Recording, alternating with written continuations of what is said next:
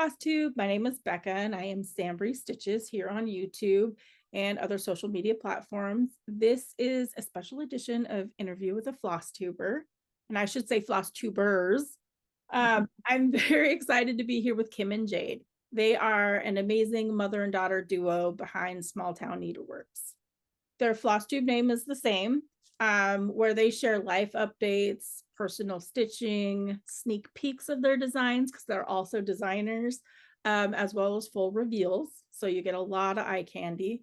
And they are just incredible. I've gotten to know them personally via Instagram. We've chatted back and forth, kind of helping each other out and answering questions and becoming friends. If you're not familiar with these ladies, I will be posting everything down below so you can go click on the links to make sure you follow them, subscribe, check out their designs and all that kind of stuff to show them some support. Before we jump into the questions though, would you guys mind telling us a little bit about yourselves? Hi. So I guess I was the idea behind the YouTube part, but Jade is actually the one that got the stitching bug, I would say, and then I jumped in after. Yeah, it's kind of a wham bam. Like she had an idea for YouTube, and then I wanted to do a YouTube channel, but I never had the time, and I desperately needed a hobby to like take my mind off of anxiety and things. And I fell into it head first, and then she was right after me. Jade is a disabled veteran of the Navy. Yes. And she has since then went to school and graduated and got her what? Electrical, electronic engineering, and computer systems degree. Wow. That's a mouthful, and I always get it wrong. So no, I don't have a job for it. This is my job with mom. But it's always a backup, and I did it for myself. So I could say that I did it. Will I ever attend school again? Probably not. Do I have the option to? Yes. But I don't know. It's a lot. But I myself am married, and I have Jade, she's my daughter, and then I have Drew and his wife Molly, our new grandbaby Harper, and Jade's husband Kane. And which, I mean, if they've seen us, they know that. But, yeah, that's true. But you know, the whole point is people, you know, man, obviously know. So the reason why I wanted to start a YouTube channel is because I do crochet as well, but I was like, I really like to do it with Jade, and she had started stitching, so I was like, oh, maybe I need to do that. And then I started it and loved it, and I was like, we need to do a YouTube channel. Would you do it? And I thought she would be like, no, I'm not doing that. But she was like, yeah, we can do that. And I was like, you know, that means you would have to be at my house once a week, every week. And she was like, yeah, okay, that's fine. And we've done it for 2 years now. Yep. We've done it for 2 years now. Awesome. But I had I keep going back, trying to get back to the reason why is I had worked for a company for 24 years, and I got laid off in early 2021, you know. Yeah. It was that time. So I no longer had a job. I had plenty of time on my hands, so I started knocking things off my bucket list, and to start a YouTube channel was one of them. To start a small business, Etsy. She actually went back and forth. Learned how to sew. Wow. About her YouTube channel. Recently, I've learned how to can. So I've done all those things on my list, and she went back and forth on her YouTube channel thing. She was like thinking about doing a cooking YouTube. I did. Several other things. I'm so glad I went. You can still do that too. Just have a separate channel. You can with all the extra time. Yeah, right. I get that. Now that you know designing and everything, that takes up a lot of time, especially if you're doing your own models and stuff like that. I get it. Well, first, I want to thank you for your service, because I don't even think that I knew that. I don't know if I missed it in one of your videos or not, but thank you from one military family to another. Appreciate that. So let's jump into the questions and kind of get going on that. Yeah, you might have to cut mom off every now and then. She gets on. That's okay. People like the longer interviews because they can sit and stitch and, enjoy chit-chatting back and forth. Well, you kind of talked about this a little bit already in kind of the introduction part, but the reason for you starting a floss tube, were there other particular motivations? Well, the main motivation was just I'd always wanted to, because I'd always watched YouTube and different types of YouTube, and I was like, I could do that, but I don't have time. And I just wanted, neither one of us have any local, like, really close knit friends and that enjoy the same things that we do. So to be a part of the community, was the main reason. I have one friend that does cross stitch, and she sadly lives in Utah. She is my best friend. And we talk about cross stitch and stuff all the time too, but it's not like, me and mom can see each other's stuff. And I mean, we send pictures back and forth, but to have a, I don't know, community where we can share everything every week with everybody is really good. Yeah, I get that for sure. I didn't have any local stitching friends. My sister stitches and she does a lot of my models, but she's 4 hours away. So it's a little different sending pictures and then having somebody, there with you. So I started a local stitchy group, and it's grown, and it's great, to be able to share that. So maybe y'all can try and start a local stitchy group. You just post in Facebook groups, finding people local to you, and kind of that would be cool. Never even entered my mind. Yeah. It's not a lot of work. All I have to do is just post in the events tab in the Facebook groups, we're meeting this day or whatever, and it's consistent. And you would be surprised at how many local stitchers are there with you that you would have never met had you not kind of got out on social media and put it out there. Right. I would suggest just doing it, because I've made a lot of local stitchy friends because of it. So just something for you to add on to your plate. Right. You're welcome. So I'm curious, how did you come up with your channel name? Well, we live in a small town. We do live in a small town. Nowhere. We do live in a small town. We bounce back and forth with a couple of things. Yeah, I had a list of possibilities, and then once you find your name, I mean, at least we did. I ran through YouTube and Instagram and everything, trying to see if anybody had took that name already, but basically we just wanted something that was good with the word small town.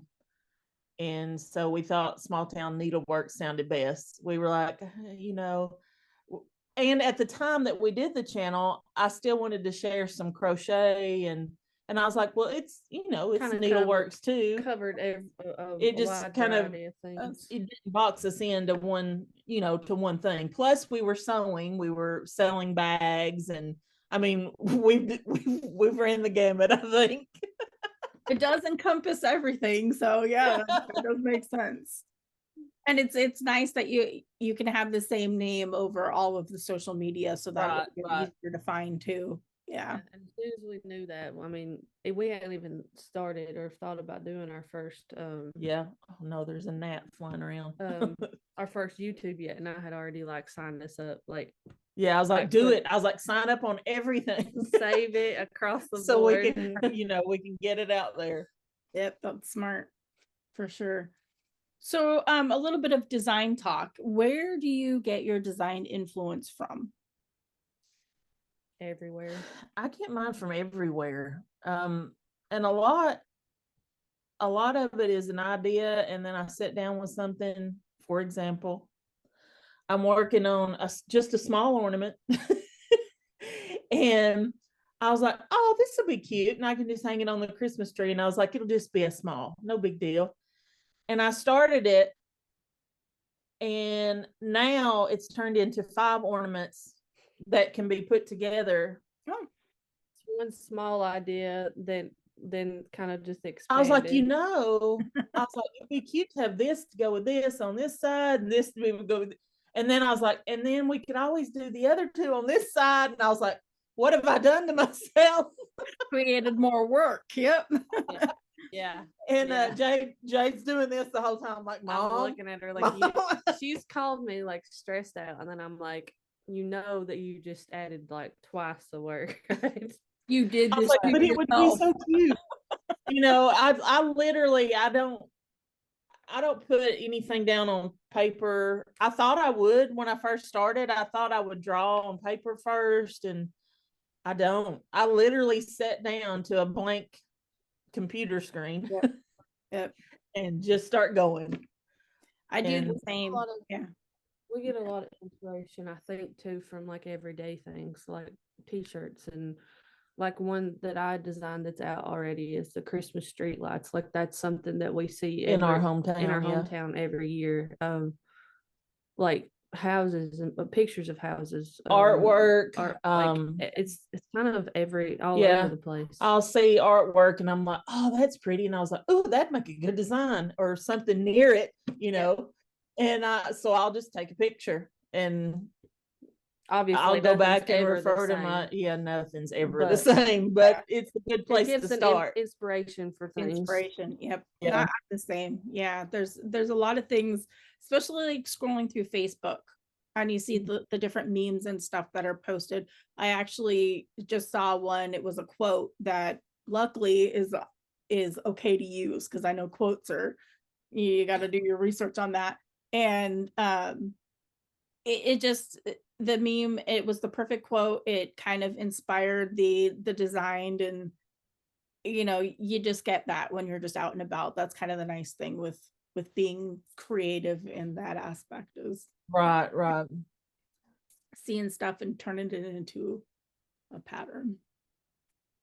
So how did you learn to stitch, and how long have you been stitching? About a little over 2 years. Is that right? Yeah, we started stitching early 2021. It was like March of 2021. Yeah, and then in August is when we started our YouTube channel. So we were complete newbies. Now, with that being said, me and her both had cross stitched before, I think. Like I may have put a few stitches in on something as a teenager, like 20 years ago, but never finished it. And I may have done one or two, maybe one small little thing for a present or something years ago. And we started with kits.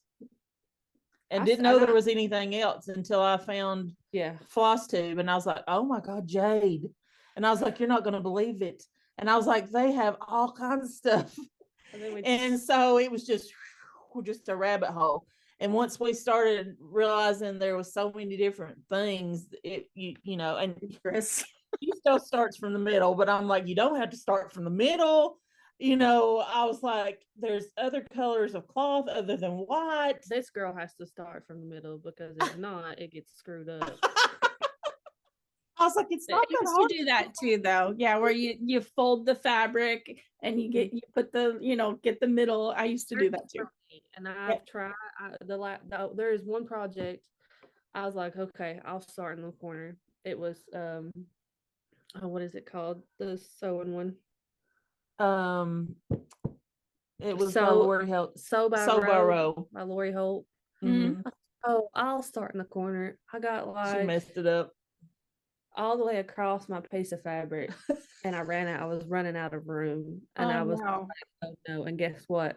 I frogged like one little piece of it, and it's been sitting in its She's never touched it since. And it's in timeout.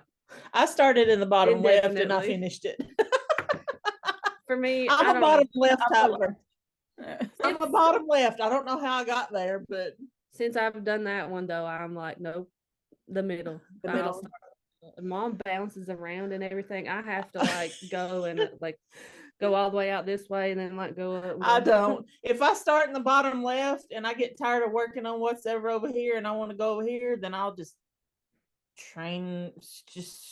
stitch whatever's over here until I get over there and work on it. I can't do that. I'm all over the place with my stitching. Oh wow. See, I know can't. how I it turns out, but I got to do it in like sections. I start in the upper left. I'm left-handed, so I don't know if that makes why I do that, but upper left, and then I have to work like across. I don't know. well, Like you obviously read a you book. can see from what I showed you before Yeah. the video Yeah. that I'm, You kinda I'm just like, I'll like I would do, like if there was a word, I would do a word, and then I was like, oh, let me do this so I can get up here and do this line. And then I'm like, then I can do something over here because I don't have to count as far. And I'm all over the place. But it always impressive. But And then she calls me or like starts getting frustrated when something don't add up and don't line up. Like, well, You move yeah. around so much. I can't even count properly, like trying to stay in order in the sections. now- I'll do it with that. Now, I must say that's all on Ada, because if I tried to do it, I've only stitched 2 things, I think, on 28 count. The over 2 thing just throws me for a loop. Yep, I can't me too. count it, especially if there's spaces. Yeah. If there's no spaces, like if it was just a solid cross stitch, full coverage, I'd be okay.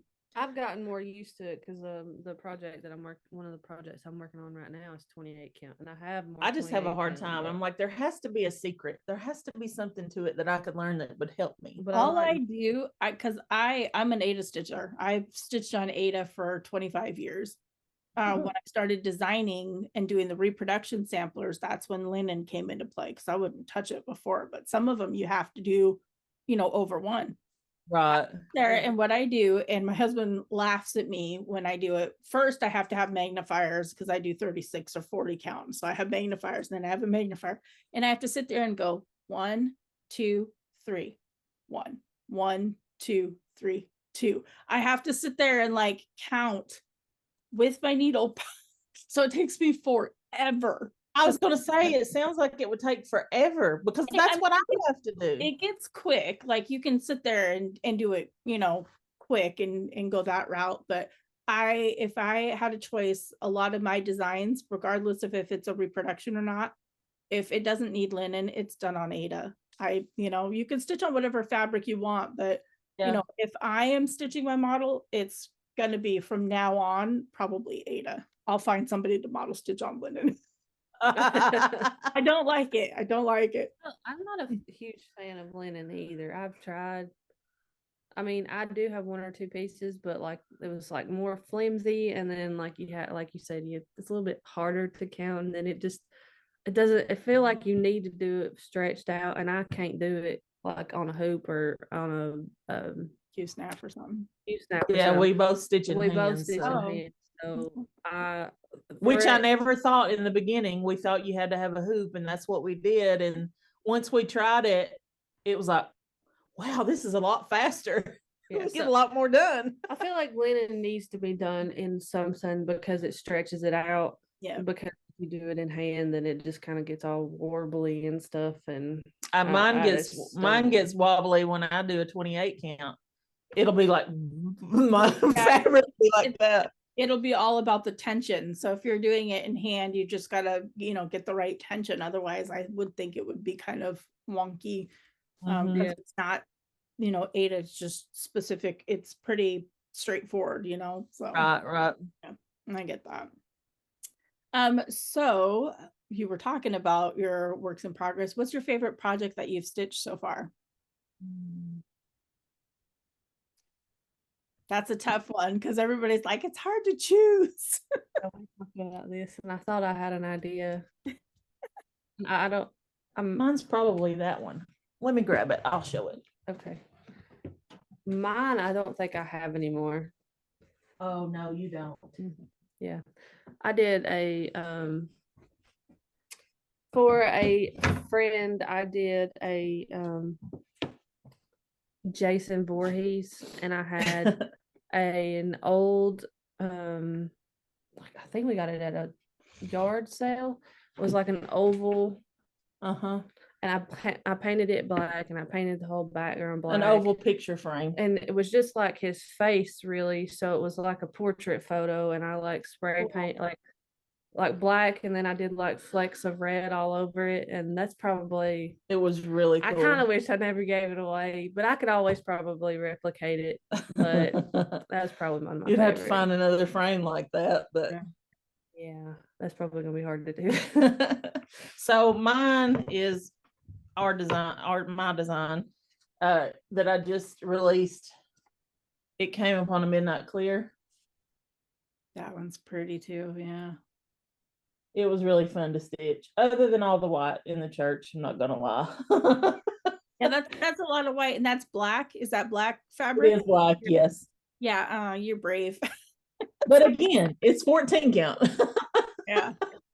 But I really like this one. If it was 28 count or anything but 14 count, she wouldn't be able to use the black. Not without a magnifier. I like the stained glass windows, and I was telling her when I did it, I feel like it was I could just feel the peace and quiet.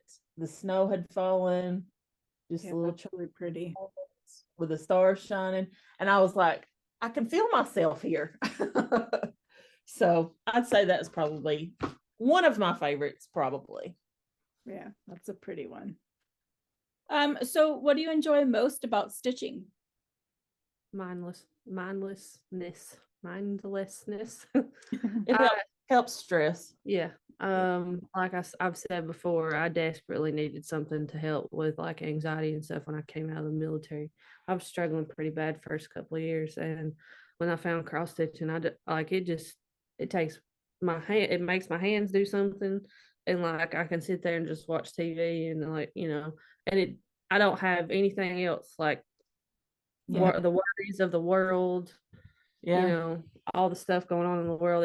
It takes me to one spot. Because you got to focus on needle and holes. I gotta do something with my hands, or my brain is, otherwise occupied. So that was, yeah.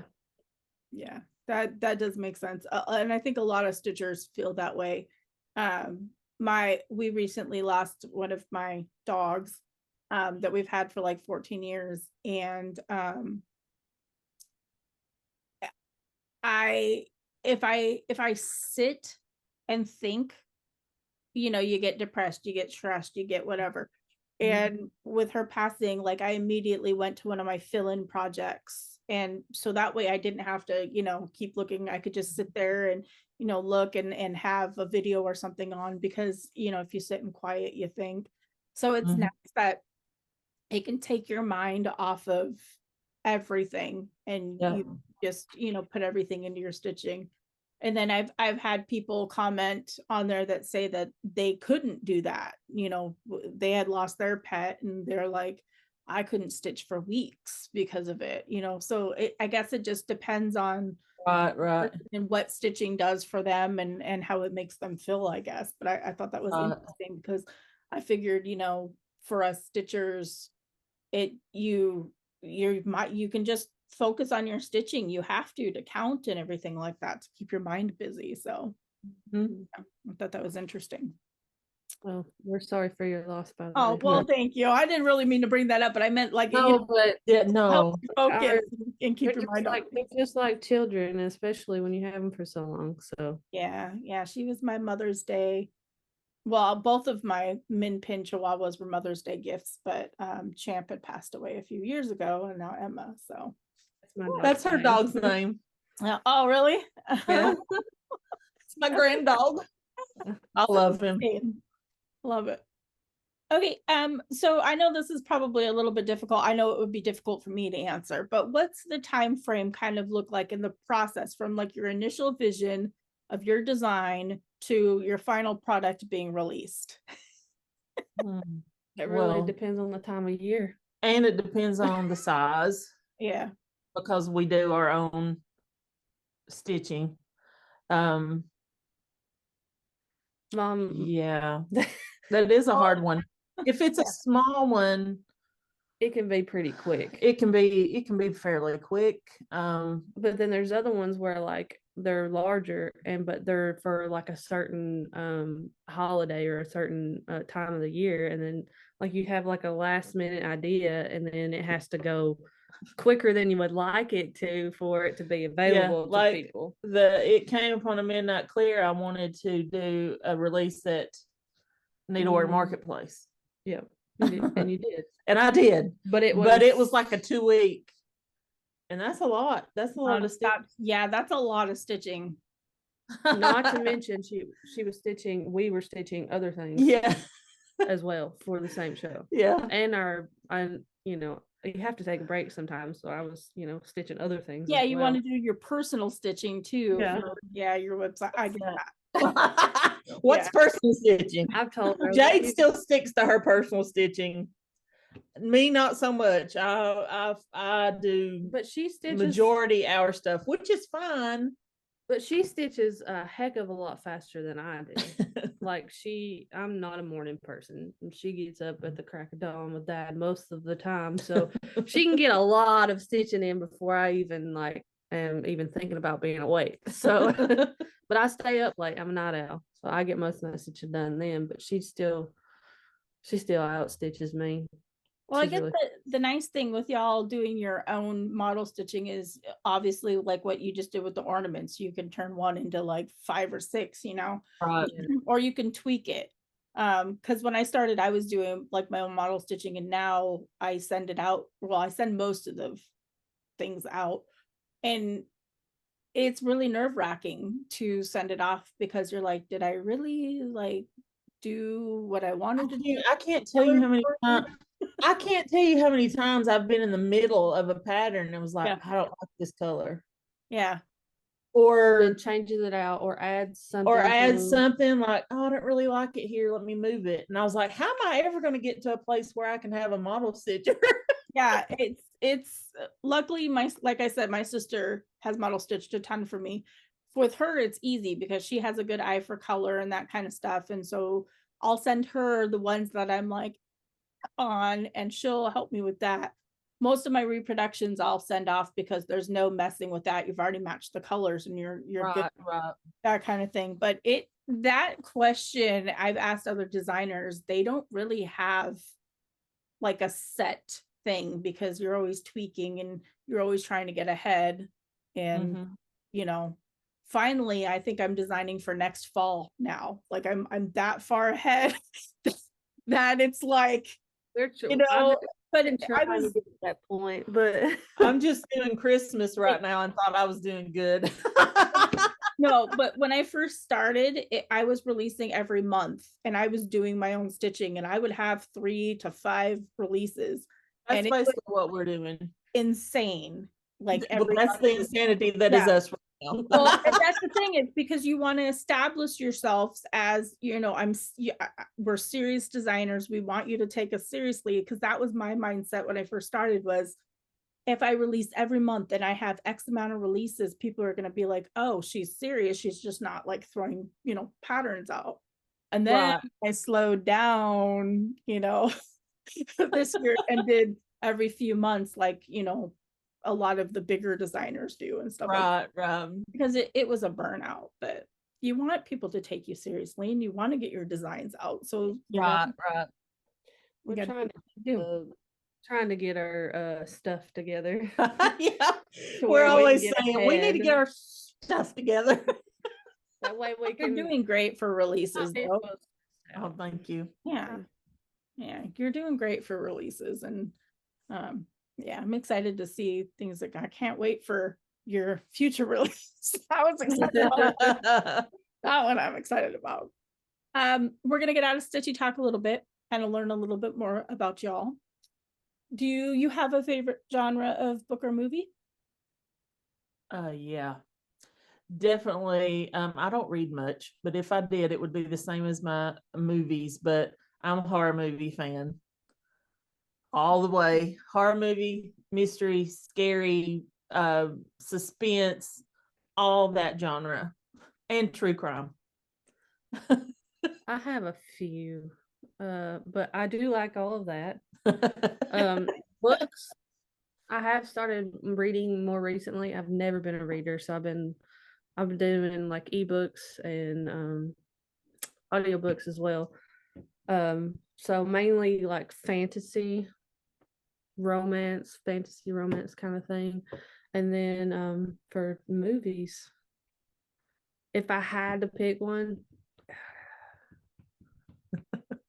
I don't know, probably action, like a lot of action. I'm so shocked by that. Well, I just Thought I raised you right. No, I'm just kidding. I do love all those. If I had to pick one, it's probably action. But then again, I really like post-apocalyptic stuff, so I don't know if that's a genre. I'm like, But I had you watching scary movies at 2 years old. yeah, I love them too. But I'm a huge Marvel fan and Star Wars, and that's just action-packed stuff. So if I had to pick, that's it. Nice. I think I'm kind of a fantasy-ish type person. My favorite movies are still from my childhood, like Never-Ending Story and Dark Crystal, those kind of things. Those are from my childhood, and those are still my favorite. Did they make a Dark Crystal newer Netflix show? Yes, they did. I started watching it. I don't think I ever watched it when I was like younger, but I remember that. Yeah. No, I love don't those. think I ever watched it on Netflix either, so I don't know. Is that good? Because I don't think I watched very much of it. I don't know. I don't remember. But the original movie was awesome. So do you have a fictional place that you'd most like to go to? Oh, that was the one that we said we couldn't figure out, wasn't it? I said the first thing that came to mind was Narnia. That would be kind of cool. Yeah. And then I was like, well, I don't know if there was like, it's not really fictional, but if I could go back like to a certain time, I would like to go back to like, I don't know, maybe I remember us talking about this. Like the Waltons era. Okay. Like where I still want electricity and running water, but I want it to be a simpler time of, Yep. living off the land and just, I don't know. I don't know. It's kind of fictional, but kind of not. I'm racking my brain. The first thing that comes to mind is out of a book series. It's a place called Valaris, and it's like a beautiful city. It's from the books A Court of Thorns and Roses, which I know is probably not everybody's thing, but Valaris is like depicted really pretty, and I'm excited. They're doing a TV show through, I think, Hulu. So I'm excited to see, like, actually visualize it eventually, maybe. But I couldn't really think. I was like, oh, I could go to, like, Hogwarts, because that's really cool. But, I kind of already have. Not like actually, but they're, they have Hogwarts at Universal. I have been there. Yeah. So I've kind of got the feel of it, but yeah, I don't know. Well, hopefully hopefully the TV show depicts what you're reading. I know a lot of TV shows. I know. Yeah, there is some. I don't know. The books that I read as younger was Twilight. Yeah, I've read them a few times, and I love the movies. I know it's not everybody's thing, and it's probably silly when you grow up and think about it, but I love it, and I do like the movies, but I don't know, the books are always better. Yeah, my daughter, my 19-year-old daughter loves Twilight, and when we first moved here to Washington about 10ish years ago, that was one of the first things we did is we made that 3+ hour drive to Forks because we didn't realize that it's not what we expected. We expected it to be like the movies, and it's based off the books. We learned that afterwards, but we still go there. So it's based off the books, except for they have like the trucks from the movies and stuff like that. So our next thing is we're gonna try to plan a drive like down to Oregon, because that's where they filmed a lot of the places in the movie. they're down in the Oregon area and around. So we're going to do that little trip. So don't think that you're too old for it. Cool. You know, daughter keeps rewatching it. I watch it. Another one is the Vampire Diaries, and I would love to visit. There's I think it's down in Atlanta or somewhere around there. Can't remember. I don't know. They have basically a place like that where they filmed everything. It wasn't the accurate place, but that's where they filmed, and I would love to go to the diner and all that stuff. Yeah. Like that would be cool. Yeah.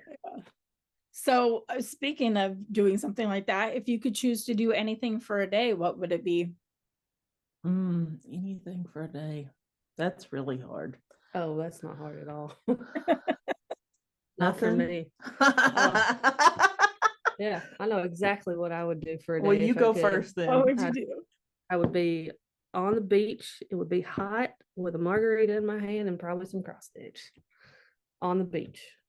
That is my, like, I love the beach. So if I could just do nothing at the beach all day and not get burnt to a crisp, that would be great.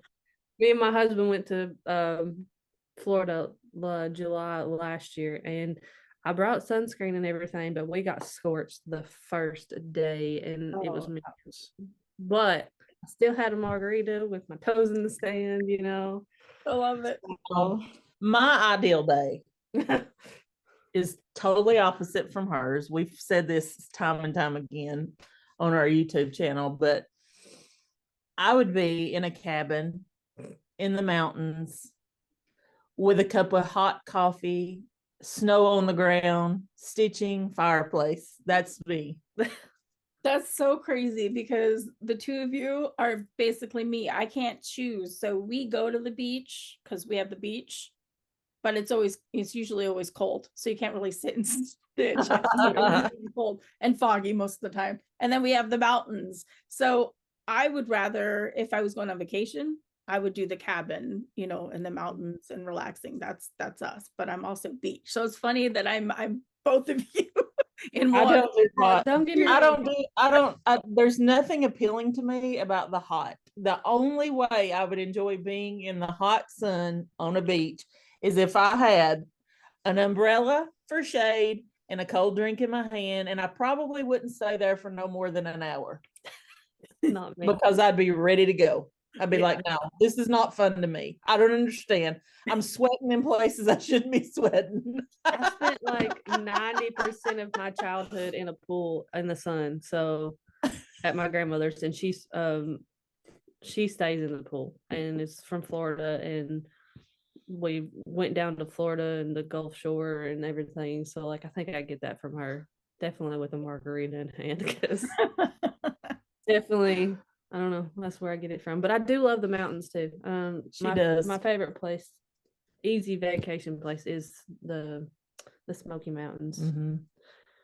But if I had to pick, it's the beach. As long as it's hot and not cold. I've been to a cold beach before. That's not great. Hot, sand in my toes, and I'm good. Funny.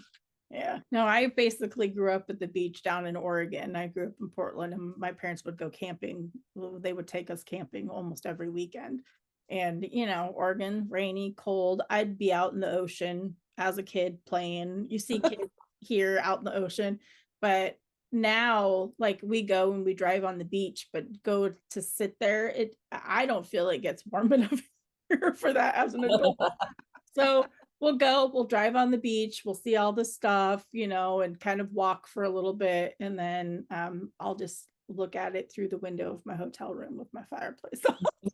See, and I say that all the time. I'm like, I think the ocean is beautiful. Yeah.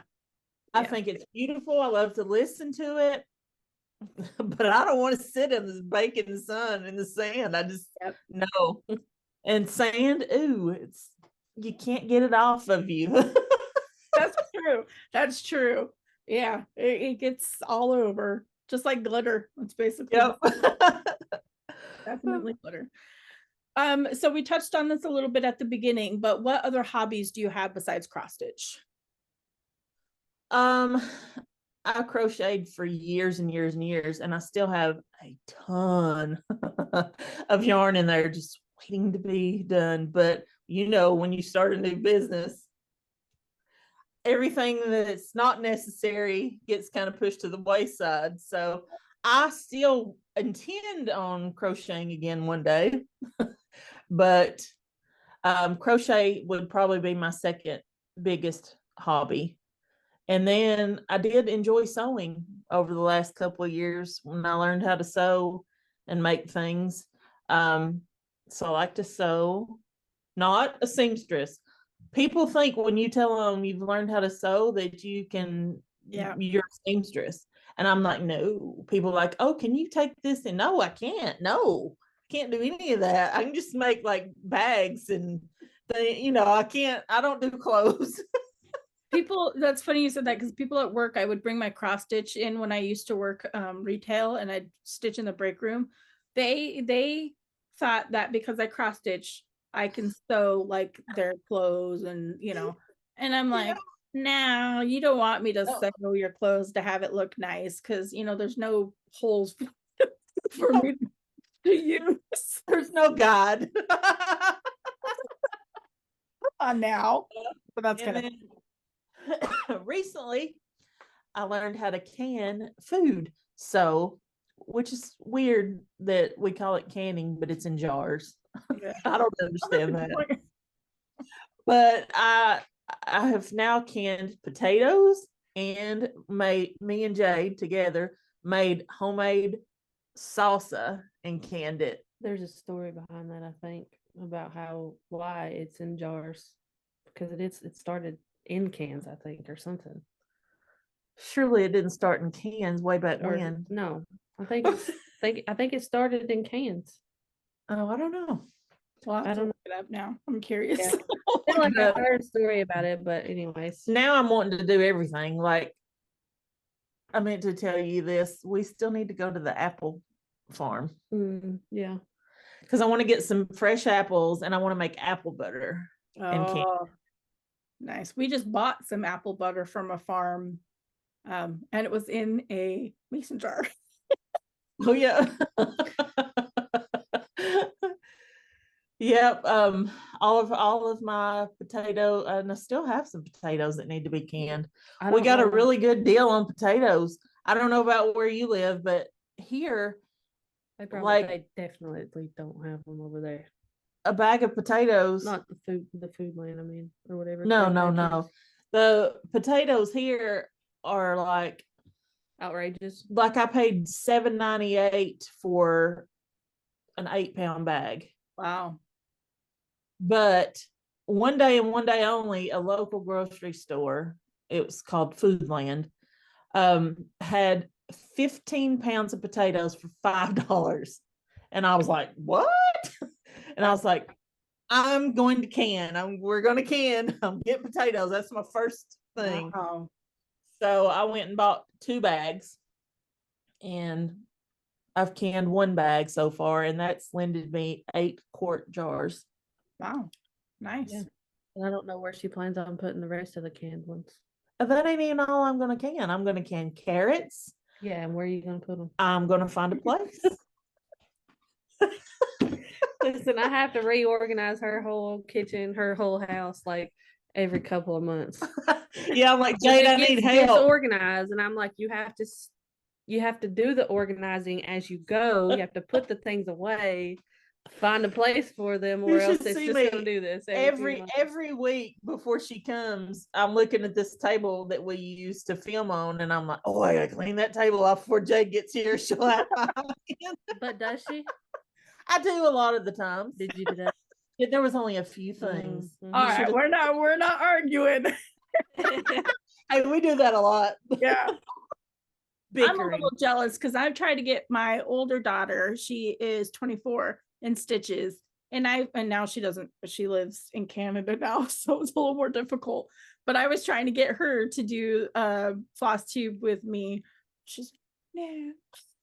So I'm a little jealous of you two, but maybe now when she's there, we can Zoom and do it. Maybe she'll do it. But we bicker all the time, but it's all in fun. Yeah. Yeah. The other main hobby that I have is video gaming. Nice. I'm a video game nerd. My younger daughter, well, actually, both my daughters play video games. Yeah. Yeah, it's actually how me and my husband started. We reconnected over a video game. And then, well, here we are 6 years later. Well, 7 technically, That's but crazy. yeah. And they got married like that. Tell her the story. Make it quick. That's not a. I was in the military. I was in California. No, I was in California when we started talking, whatever. So then I came home. We went on like one date a couple months later, and then I went back, and then I went to Hawaii, and I was underway, and then one date, and then I was like, we were like, we need to be married. So the military makes things hard for people to come together, anyways. But yes, it does. Next time I came home in March, I knew the date because it was a year to the date that he messaged me. We got married. I came home for 3 weeks. We were together for a week, got married, honeymooned, and then I went back after another week. And then he didn't get to come to Hawaii until July. Yeah, it was from March to July. 4 or 5 months. Yeah. That's crazy. Actually, that's kind of funny because it sounds really familiar to my older daughter. She met her now husband through World of Warcraft. We knew him for a while in the guild. I used to play a lot. And it was the same thing. Like they would FaceTime or whatever, but never really met in person. She went to Canada to visit him for a week. She came back married. Oh no. Mom's happy about that. Came back married. And then she didn't move to Canada because she was trying to get him to move here, but she ended up moving to Canada. She left at the end of I can't remember. What is this? We're in October. And she left at the end of August, the beginning of September is when she left and she drove to Canada. So same kind of story about, I don't need, it wasn't even one date. It was going there and seeing him and then come back married. And like, by the way, I moved into Canada. Like, oh. Well, I mean, but when you know, so yeah. Me and my husband, we actually went to school together. Oh, so you knew each other a little bit. He's 4 years older. They didn't hang out or anything. I knew him. I was a freshman. He was a senior at the time. Okay. We were both in band. So like I knew him from a distance, but he was a hot shot, all the girls. Yeah. I was like, no. And years later he messaged me and then it was just he says I wouldn't leave him alone, but That's so like funny. My husband, yeah. My husband and I got married what I thought was pretty quick, but it was, yeah. So when she was out in the middle of the ocean and sent me an email. Oh yeah. And said, Mom, Kane's the one. I'm getting married. We're going to get married. I couldn't even call. Blah, blah, blah, blah, blah. And I'm like sitting on the bed crying, my eyes out. I couldn't even call anybody. It was a freaking email from the middle of the ocean. And I was like, okay. At least you had the courtesy of email. I hoping you wouldn't be upset because, it was so quick. Sweet. And I'm like, do you know how long it took me to get married? But to my defense, I was only 7 at the time when you got married. So yeah. My husband and I went on our first date on December, I think it was the 7th. I don't know. He'll probably kill me because he knows the dates. I don't. And then February the 7th, 2 months later, he asked me to marry him. In April 24th, we got married. So that was pretty cool. And this coming April, we'll be married 25 years. Wow. So listen to this. We have so much in common. This is so cool. So my husband was an active duty Marine. His orders got changed super, super last minute from, I can't remember where, to Portland, Oregon, where I lived. Literally worked at the Coast Guard Exchange, and then the Marine Reserve Center was right next door. So he'd come over and, buy stuff and that kind of thing. Okay. He's 9 years older than me. So when he first saw me, he used to chew, Marines chew, and he used to duct tape his chew can when he would buy like duct tape it up, all that kind of stuff. Well, he started, like, Marines would come over and ask me questions to make sure I was legal, because literally I was 19. So he gets me a Valentine's Day card, right? Valentine's Day of 98 is when he gave me the card and his phone number, blah, blah. So I consider that our day. March of 98, I moved in with him. He proposed on Easter, which was in April of 98. He proposed at midnight on Easter. And then we got married June 30th of 98. Valentine's Day to June 30th, 98. And we've been married 25 years. So when you know, like it, no matter how quickly you move, so that's cool. So much in common. So cool. Anyways, to get a little bit back on track now that we've shared, everybody enjoyed the little backstory. No, that's what I was gonna say. Hope everybody, you didn't ask for that, but there you go. But I think it's cool. I'm glad that we shared that, because that just shows similar stories when it comes to that. But back on track now. I'm gonna throw you for a loop, because I know y'all said you glanced at the questions, but you didn't really super prepare. So normally the question is, how would your friends describe you? But what I'm gonna do is have you describe each other. Who goes first? I do this to people because it's kind of fun to see. I don't want any fights or anything, though. No, we're gonna be nice. Go first. Yeah. Then I know whether to be nice to you. She's loud. I am. She's very caring, though. She will give you the shirt off of her back.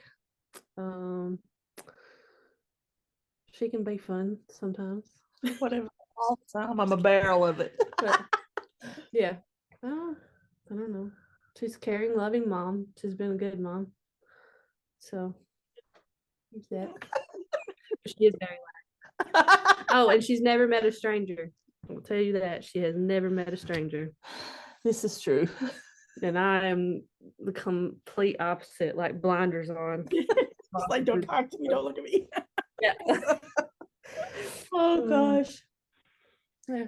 I would say Jade is very determined.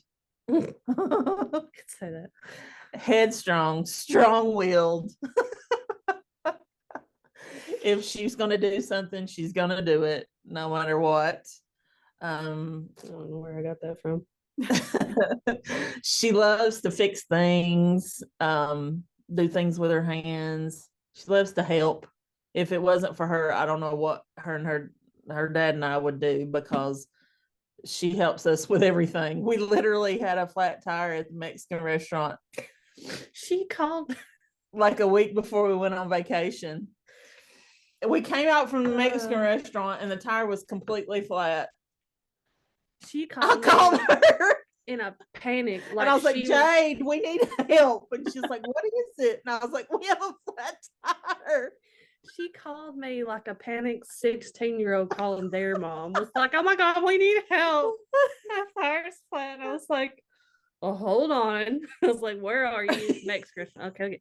Well, if you can get across the street, there's an air pump at the gas station. Like, I had to walk her through it. I was like, I'll come get y'all. Like, don't worry. It didn't even enter my mind to go to the gas station across the street and try to pump it up. I just thought it was going to have to be changed. And I knew me and her dad could do it. It did. You're supposed to drive on them when they're flat. But I mean, if you don't have what you need to change the tire and there's 50 feet away to get to an air pump, I mean, do what you do to get it to where you can change it or set it to change. I mean, needless to say, my biological father was a mechanic for God knows how many years. So I don't know a lot about vehicles, but I know enough to get by.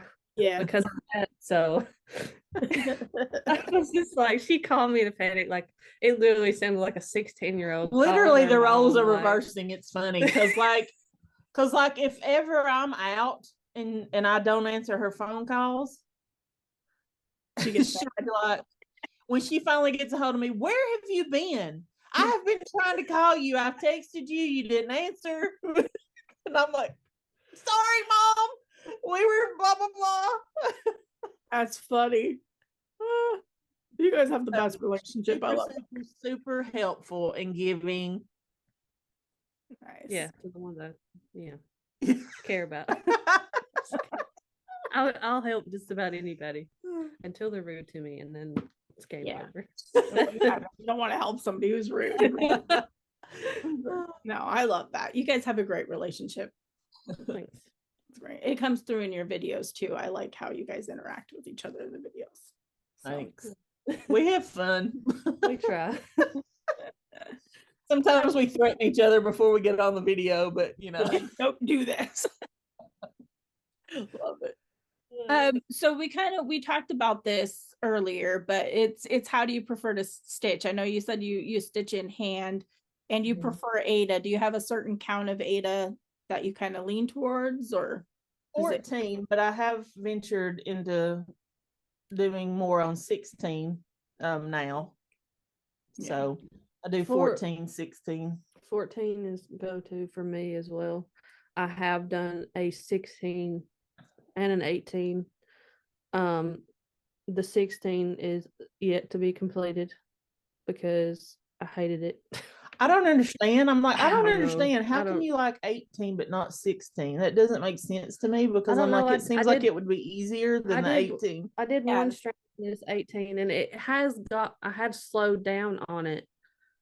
But I think if I did 18, I would probably do 2 strands next time just because of the loop method and things like that. But 14 is definitely, and I will do 28 count. But I definitely don't prefer it. We definitely like to start loop method starts, so we don't do 1 stitch at a time. Yeah. I have done 2 projects on 11 count. One I'm still currently doing, and it's 3 strands, but yeah. I like my 18. I usually do 1 strand on 18, but all the other ones, 14, 16 is 2 strands. So that makes sense. So do you have a favorite place that you've traveled, and did you bring any stitching along when you went? Well, our go-to favorite place we just went to last week was the Smoky Mountains, Pigeon Forge, Gatlinburg. Again, because I love the mountains. Yep. Fall is my favorite time of the year. October is my favorite month of the year. It's just perfect. It's not too hot. I'm Goldilocks. I say this all the time. Just call me Goldilocks. The first time I said that, Jay went, "What?" And I was like, because I'm like, it's not too hot, it's not too cold, it's just right in the middle there. Yep. So, but yeah. Now I did do some traveling for work several years ago, and I got a chance to go to several places across the United States. And out of those places, I think the prettiest place I went to was Salt Lake City, Utah. I did go to Denver, Colorado. It has pretty mountains. It's the same mountain range, right? Maybe? I think so. Yeah, I don't know my ranges. You asked my husband that. I have a friend that lives in basically Salt Lake, Utah, and then I have another one that lives somewhere near Denver. I don't know if it's near Denver, but it's in Colorado, and they're like, "Oh, I'll just drive over the mountain to you." But they joke about it all the time, so I do think it's the same. I was like, whoa, and I was like, I thought we had mountains in Tennessee. We have molehills. Those are mountains. Yeah. And so I thought the mountains were beautiful, and then Salt Lake City, just the city itself, the architecture and the buildings and things like that, I thought was really pretty. You have to come to the Pacific Northwest. Yeah, you need to come. I would love to. Yeah, I would love to. We got the pictures you post, I'm like, oh man, that looks so nice. Got them out. You could hit, even though, well, you can hit the cold beach. and then you can hit the mountains all in the same day. So there you go. That's so funny because it's actually starting to rain outside right now. So perfect. Well, I didn't start stitching until I came home, and I've only been to the Smoky Mountains and Florida. So with stitching, I did take stitching with me. I did take stitching to Florida, and I tried, but then like the sun was just. My husband doesn't enjoy the sun like I do, and then he forgot to put sunscreen on like his shins. Like he put it on his feet and everything, but not his shins. And then it started to like set in, so we didn't have a great time. But I mean, I lived in Hawaii, so if I had to pick a beautiful place, it's probably that. But I didn't have stitching because I didn't stitch at the time. There's some beautiful mountains and stuff in Hawaii. You wouldn't think it. There is. Beautiful place. My husband's been to Hawaii a couple times for work, and I've never gone, but beautiful picture. We went to Kualoa Ranch right before we left, which is where they film all of like a lot of movies, like Jurassic Park, like King Kong and stuff. Wow. That's kind of cool. I didn't know that they filmed in Hawaii. Oh, there's a whole ranch, and like you can do like an ATV tour. We did where they drove us around in like an air conditioned van, and then they put us out at different spots. That's what I'm talking about. Well, it was also raining that day, but we got to see a lot of cool stuff. It was beautiful, just absolutely beautiful. Yeah. So, for stitching, what can you not do without? Your favorite go-to must-have, obviously, besides the basics of the fabric and needle and floss. I do remember seeing this question, and I didn't have any problem answering that. And that is my needle threader, because I cannot thread a needle without a needle threader. I have tried, and I just get frustrated, and I was like, it's just easier for me to pick the needle threader up, stick it through the eye of the needle, and be done instead of sitting there. Yeah. Mine is or however you would say it, thimble pads. I cannot stitch without a thimble pad. I don't know why, but when we went to the Stitching with the Housewives retreat in October a couple of years ago now, who was it? I think it was somebody said that Chelsea uses thimble pads, and somebody gave me one to try because my middle finger, I use it to push the needle through, and I was like digging a hole with the needle. I was like, how do you do that? I've tried to show her how I do it, and she's like, I just can't. I don't know. It's like trying to do it. I hold it. I think I push it through with this finger, but I don't have to, like, nothing pushes hard on my fingers. I don't know how she does it. I hold the needle like this, I guess, and then I push through with my middle finger. Okay. So I have to have the thimble pads, and I've tried several other things, and I can use there's like a little silicone one that I used, and then like the medical grade wrap that they put around like when they take blood. Yeah. I've just got some of those and used those, but they tend to tear up a little easier, but they're pretty disposable. But thimble pads is my. So the thimble pads are those little round sticker things that stick on. Look like they cover a wart or a corn. Yeah. Yeah, basically. Yeah.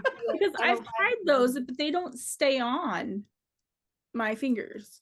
So I bought it from a cross stitch shop too. So it's the brand and like the name across is thimble pads. Okay. I know there's different variations of them and stuff, but these are the ones that are like leather, faux leather or something like that. Okay, maybe that's why they're different. The tan color. Yeah. They do have like the silicone ones. The silicone ones, like if I found them on Amazon, they don't stick as well. Yeah, I think that's what the like leather ones. I have like the little pad they come on. I stick it on my table, and then I put it on, stick it back to the paper, use it again until it just loses its stickiness, and it'll last me a good while. Wow. Okay. I'll have to look into that. I don't remember why I tried it before, because I don't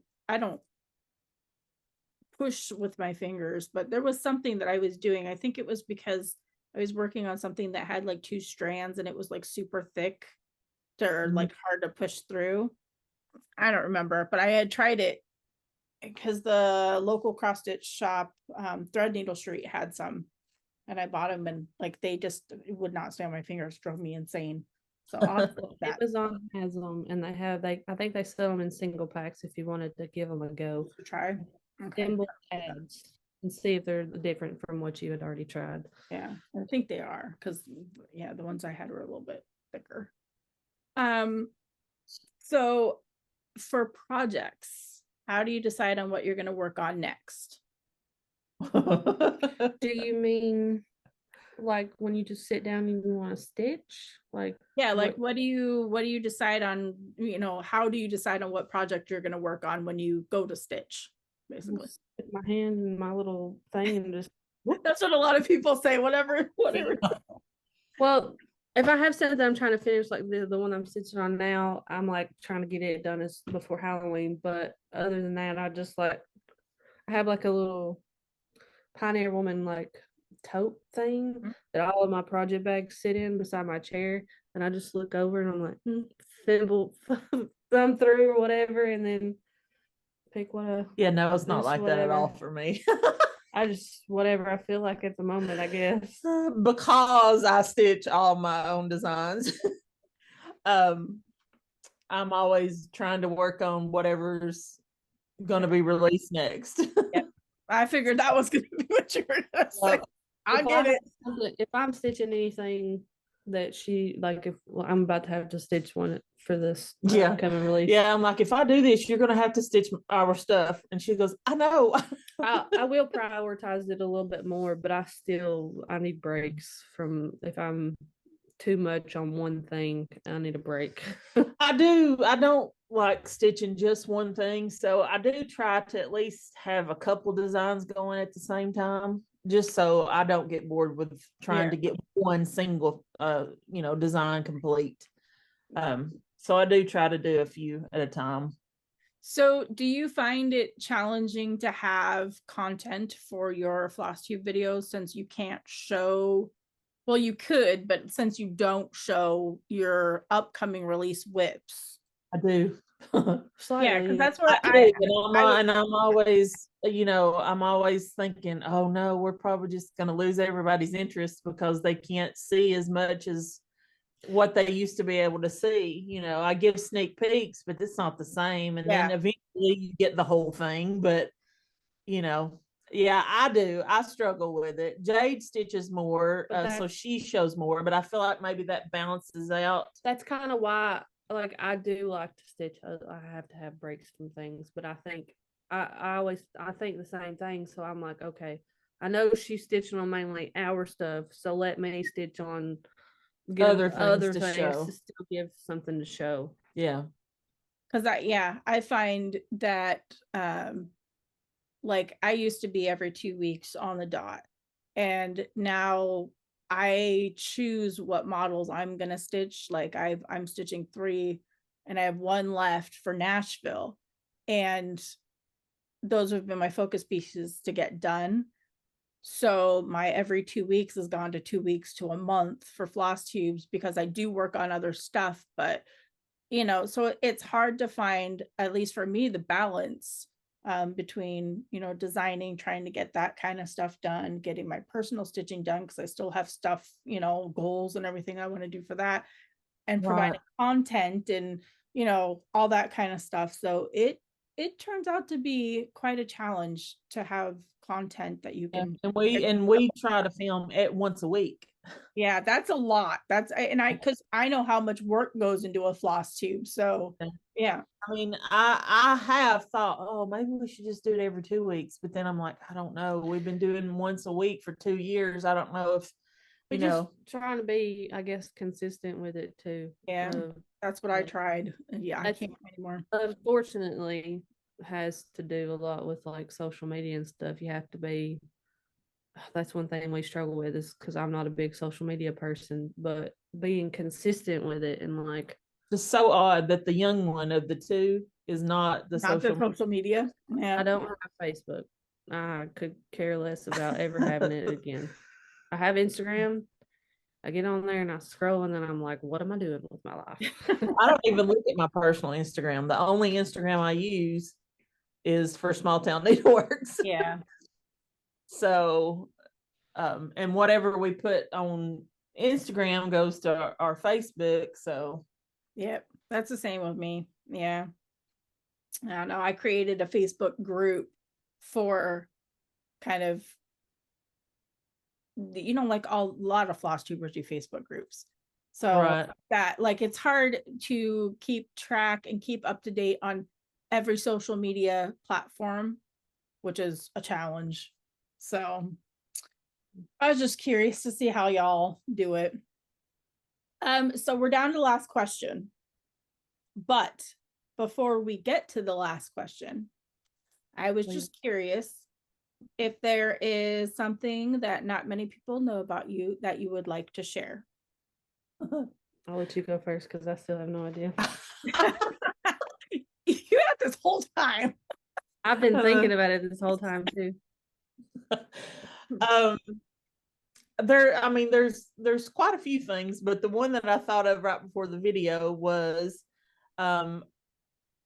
I was made disappear by David Copperfield, the magician. That's so cool. And Jade was with me. She was a kid. I don't know, how old were you? Preteens, maybe? Yeah, maybe 11, 12. Yeah. Something like that. Young enough. It was me, her, my aunt, and one of our cousins. I don't know. Yeah, we can't remember. We can't remember who it was. Another so child. And so yeah. The way they got people from the audience to participate is they threw out beach balls, big ones, little ones, and they were bouncing on them. Everybody was like hitting on, bouncing on, whatever. And if you caught a beach ball, like when it was over, you got to participate in the, I don't know, vanishing act or whatever it was. And some kid reached up for it and it went like that, and I was like, I'm doing this. She took it from a little kid. I really didn't take it from a kid, but I wasn't letting go of it when I got my hands on the beach ball. So I was sworn to secrecy, so I can't tell all of you out there how it happened. But the only thing I can say is that it is an illusion. Obviously, I did not disappear. I'm here. But I kept thinking the whole time, my daughter's going to be terrified. She's thinking I disappeared. Yeah. But then I reappeared. All was well with the world. And you're fine. Yeah, that's awesome. That's so cool. Did you come up with anything? Probably not as cool as hers, but when I was in high school, I was in the color guard / band. I was, twirl the flag, and we got the opportunity. We did a trip a year to do like different things. There was a couple of things that we got to do, but one of the biggest ones I think to talk about was probably we went to the Tennessee, Wisconsin Outback Bowl in Tampa, Florida. Okay. And we got to perform with I can't even remember the amount of bands that we were spaced like maybe 6 feet apart, like a grid. Like the whole field was full of students at halftime show. That was cool. She brought me a t-shirt back from it, and I still have it, even though I'm not a Tennessee fan. I'm not a Tennessee fan. It just happened to be Tennessee and Wisconsin, obviously, but we got the opportunity to do that, and it was pretty freaking cool. The other one was we got to be in a parade at Disney, so that was pretty cool too. Oh, that was cool. I was in middle school or high school, I was in band too. And I think it was middle school, we got to go to Disneyland, and they had this like behind the scenes thing where you could go inside and you get lessons from, I can't even remember now because it was so long ago. I feel so old. But yeah, so we did that too. So you did the flag, but did you play an instrument? Technically, I had to for concert band. It was I tried, I think, the trumpet and trombone the first year, and then I did drums after that, and I would just do like the little block or a cymbal every now and then. Yeah. I'm not musically inclined. I love music. Love music. I even have a tattoo says so, but like I'm not musically inclined, nor can I read music. So Okay. this was like I learned my timing on some things, but Nice. I had to do it was like the first semester was just, performing for games and practicing the fourth quarter or whatever, but the second half of the year was concert band. So I had to do it, but I didn't learn anything from it. Love it. Okay. That's funny. I know this isn't what she did, but when she talks about it, this is what I imagine her doing. I imagine her standing on stage with a triangle going, ding. That's pretty much what I did. There's a wood block that you hit with like a little, don't. Yeah, that's what I did. Yep. And I did a triangle once or twice. Oh my gosh, it's so funny. Yeah, so you were a percussionist, but you were the percussionist that did like the triangle and not things like that they wanted to do. Yeah. That was me. You were still part of the group. It's still an still an important role. I put effort, sort of, I guess. There you go. That's awesome. So last question. And it's my most favorite. It's what's the best thing that has happened to you within the past couple of years? Because it's been a rough few years, we know. So oh yeah, it has been a rough few years I think for both of us. I mean, I have a few things. I have my first grandchild. Yeah, that's awesome.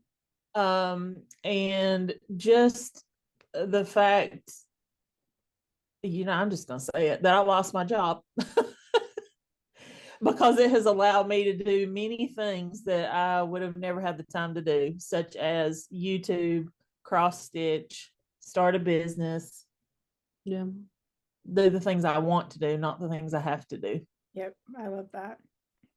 For me, it was probably starting and actually finishing school. Because, I mean, I have a niece and I have a new brother. I have another cousin. They were all born in the same year, this year. And that's great. But like something for me personally, that was definitely something I thought I would never freaking do. So yeah, because she tried 2 times before that. Yeah. I hate school. And I tried before the military and I went through all of the military. I was in the military for 4 years and 2 years of that was school and off time. So I was like, I can get a degree. Like I can do this. So I did it. I'm proud of her. It's a huge accomplishment. So yeah, that's incredible. Have for backup too, if all else fails, How old are you now? 32. Yeah, 32. I'm 32. She just turned 32. Yeah. So that's awesome. Hopefully you'll get to put your degree to use. My older daughter has a degree too, but she's not been able to put it to use. I probably could. And I mean, I put it to use on like an everyday basis, things that I never would have been able to fix before, like something with my microwave. So awesome. Yeah. But as far as like getting like most of the jobs that would be in my field are going to be full time, and it would be like 60-hour weeks, like most of the things around here. Yeah. So there's no way I would be able to do the small business. But my husband's okay with that. He's ready to retire when we make it big. He's that's what. Anytime we get an order, he's like, "So I can retire now." Yeah, we'll get excited and go, "Oh, we got a good order today," and both my husband and hers will go, "Oh, okay, so we can put our notice in." And we're like, "No, not quite." Yeah, no, not yet.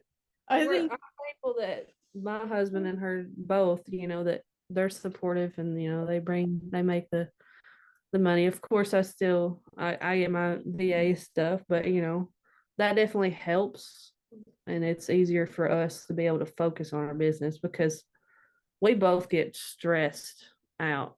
And I mean, we're not even like, I wouldn't even consider us like huge, we're not. No, we're not. Tiny We're small scale. on the scale of cross stitch, So I couldn't YouTube, imagine and designers. I couldn't imagine having a full-time job. But I have it as a backup. Yeah. If something ever happened to my husband and I needed to get a job, I could. And the military paid for it, so hey. Yeah, that's true. Yeah. Yeah. Bonus. Yeah. They paid. That's the least they could do, right? They paid for it and paid me to go to school. So there wasn't a whole lot of complaining to do. Yeah. No, I love that. I think you mentioned losing your job as kind of a bonus. I think after hearing that, I think that would be the same for me too, because I worked retail for a company for 5 years, and it was part-time, so it was weekends. So I never got to have family time because my husband worked during the week and I worked weekends. And just through the pandemic, they worked us, they didn't lay us off, and then pandemic ends, and the beginning of this year on President's Day, they let go of all of us part-timers.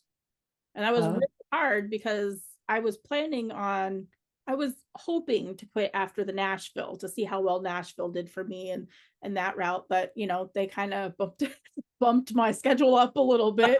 But yeah, and I think that is one of the best things that has happened to me this year as well, because it's allowed me to focus more on things. And my husband is the money maker anyways. But yeah, that's actually, I never even thought about that being a bonus, because I was so mad. I was so angry. I was so upset, and I was so mad at the company. But honestly, and I know designers, big designers that still work full-time and design. And I don't know how. I don't know how either. And they're ahead of their releases, because that was their goal basically, is, you don't want to, since they're so busy, they want, enough cushion basically. I don't know how to do it because it's a lot. So yeah, that's crazy. But I appreciate y'all. We discussed this before we started recording, but we had to be flexible with scheduling this interview. So the interview's coming out a little bit late, but at least we got it worked out with everything. So I appreciate your flexibility in that, and that we were able to get together and share so much and find out we had so much in common, which is pretty cool as well. So yeah, so thank you so much for doing this. We appreciate the opportunity to do this with you. Awesome. Well, we'll say bye to everybody on Flosstube. Bye, everybody. Bye, everybody. Bye.